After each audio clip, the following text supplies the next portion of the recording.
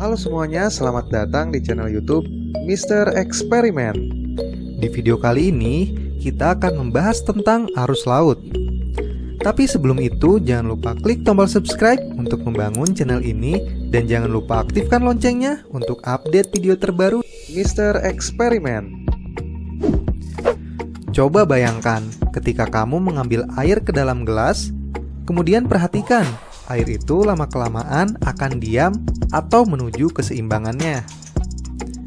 Nah, arus laut adalah suatu pergerakan massa air secara vertikal dan juga horizontal dari suatu tempat menuju ke tempat lain menuju keseimbangannya, atau juga bisa dikatakan sebagai gerakan air yang sangat luas yang terjadi pada seluruh lautan di dunia. Pergerakan air di laut sangatlah kompleks, berbeda dengan pergerakan air yang ada di darat, seperti yang terjadi di sungai yang diakibatkan oleh gaya gravitasi. Menurut Piers Chapman, meskipun sistem arus laut di dunia sangatlah kompleks, tetapi ia menyimpulkan bahwa terdapat dua gaya utama pembangkit arus laut di bumi, yaitu matahari dan rotasi bumi. Matahari memiliki pengaruh terhadap samudra dalam dua cara. Pertama, matahari memanaskan atmosfer, menciptakan angin, dan menggerakkan permukaan laut melalui gesekan, sehingga menyebabkan arus laut. Angin ini cenderung mendorong permukaan air sepanjang arah hembusan angin di atasnya. Meskipun angin cukup kuat, mempengaruhi lapisan permukaan, pengaruhnya hanya kurang dari 100 meter atau 320 feet kedalaman. Kedua, pengaruh matahari adalah merubah kecepatan atau densitas permukaan air laut secara langsung dengan merubah suhunya dan atau salinitasnya. Matahari memiliki peran mengubah air menjadi dingin atau menjadi lebih asin melalui proses evaporasi. Maka, air laut akan menjadi lebih rapat.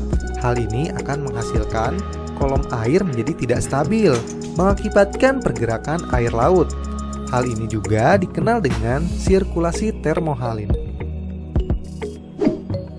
Gaya utama yang kedua yaitu gaya Coriolis. Dan apa itu gaya Coriolis?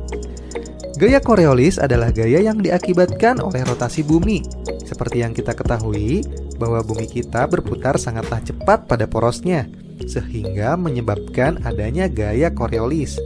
Gaya ini menyebabkan air dibelokkan menuju kanan pada belahan bumi sebelah utara dan menuju kiri pada belahan bumi bagian selatan. Hal ini terjadi karena pergerakan air samudra dipengaruhi oleh gesekan dengan bumi pada dasar lautan. Ada banyak sekali jenis-jenis arus yang ada di laut.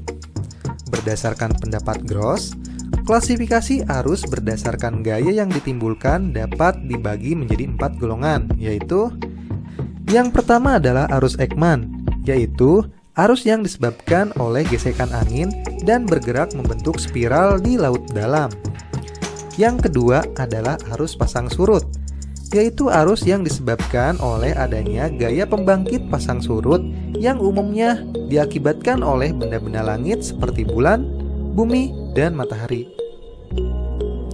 Arus termohalin, yaitu arus yang disebabkan oleh gradien, kemiringan, atau perbedaan densitas air laut. Dan yang keempat adalah arus geostrofik, yaitu arus yang disebabkan karena terjadinya kesetimbangan antara gaya gradien tekanan mendatar dengan gaya Coriolis pada dua gradien densitas yang berbeda. Berdasarkan dengan tingkat kedalamannya, arus dibagi menjadi dua macam, yaitu arus permukaan.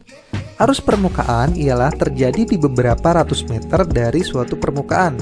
Bergeraknya ialah dengan arah horizontal, serta juga dipengaruhi oleh pola sebaran angin. Yang kedua adalah arus dalam.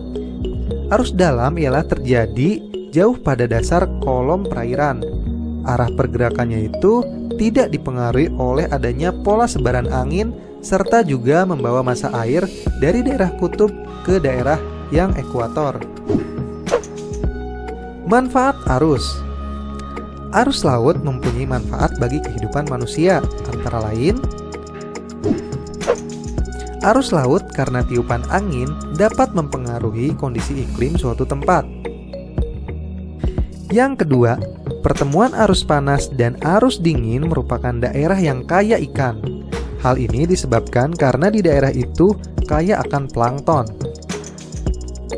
Dan yang ketiga, arus laut dapat menyebabkan berbagai macam jenis hewan dan tumbuhan ke berbagai belahan dunia. Dan itulah penjelasan mengenai arus laut dari channel YouTube seputar laut. Jika ada pertanyaan yang ingin ditanyakan atau untuk saling sharing informasi, silahkan komen di kolom komentar. Terima kasih sudah menyimak videonya dan sampai jumpa di video berikutnya.